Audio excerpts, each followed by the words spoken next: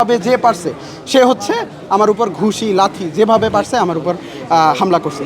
প্রথম প্রশ্ন যে আমি যদি আমার মোবাইল দিয়ে কারোর ছবি তুলে অথবা ভিডিও করেও থাকি তারা কি আমার উপর হামলা করতে পারে কি না, প্রথম প্রশ্ন। দ্বিতীয় প্রশ্ন হচ্ছে যে তারা কিভাবে কোন বলয়ের কারণে তারা হচ্ছে প্রভোস্ট অফিসের ভিতরে ঢুকে আমাকে প্রভোস্ট অফিসের সামনে তারা হামলা করে, শুধুমাত্র হামলা করে নাই এমন যে শুধুমাত্র দুই একটা কিল ঘুষি এরকম না, মারা হাতাহাতি না, তারা হচ্ছে আমাকে গলা চিপে ধরে ওই কর্নারে প্রভোস্ট অফিসের ঠিক সামনে কর্নারে আমাকে সোফার মধ্যে ফেলাই দিছে। এবং তখন যে ধরনের মানে চারোদিক থেকে প্রত্যেকে ঘিরে ফেলছে এবং চারোদিক থেকে যেভাবে যে পারছে সে হচ্ছে আমার উপর ঘুষি লাথি যেভাবে পারছে আমার উপর হামলা করছে। তা আপনারা এভিডেন্ট দেখতে পারতেছেন চোখের মধ্যে এবং এদিক দিয়ে আমার এতক্ষণ ধরে প্রায় আধা ঘন্টা হয়ে গেছে, তারপরেও এখনও মুখের পুরো শরীরে, বাকি শরীরে তো দেখাতে পারতেছি না, কিন্তু মুখের মধ্যে আপনারা দেখতে পারবেন যে অলরেডি সেই সাইনগুলো আছে। পদ্মা সেতু, মেট্রো রেল এবং এলিভেটেড এক্সপ্রেসওয়ে নির্মাণের গর্বিত অংশীদার বসুন্ধরা সিমেন্ট। তো প্রায় আধা ঘন্টা হয়েছে, তারপরেও এত ভয়ঙ্করভাবে তারা হচ্ছে আমার উপরে হামলা করছে।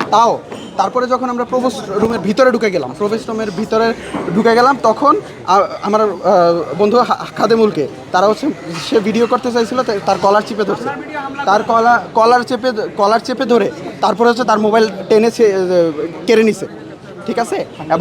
এবং হামলার ভিডিও মানে সে শুধুমাত্র হামলার ভিডিও করতে গেছিল, তখন তার উপরে হামলা চলছে। কোন ধরনের ভিডিও করছিস কেন মানে ছবি তোলার দাবি তারা হচ্ছে একটা ইয়া তোলে আনছে যে ছবি তুলছি। হামলাকারী কারা শনাক্ত করতে পেরেছেন? এখন আমি বলি, এখন আমাকে দেখেন, প্রথমত আমাকে একদম সামনে থেকে আমি তো সবার চেহারা দেখতে পারি না, যে এই অবস্থায় ছিলাম আমি কোনো রকমে আমার মুখের উপরে হাত দিয়ে আমাকে হচ্ছে রক্ষা করছি। হামলায় নেতৃত্ব দিয়েছে ছাত্র দলের সাধারণ সদস্য সচিব শহীদুল্লাহ আলের, যে সাংবাদিক সমিতির উপর হামলা এবং ডাকসু প্রতিনিধিদের উপর হামলার সাথে জড়িত ছিল জুনায়েদ আবরার, আর ছিল কামারুজ্জামান কনিক 22-23 session INFS department, Hadiul Islam 20-21 session physics, Sajib oceanography 21-22 session.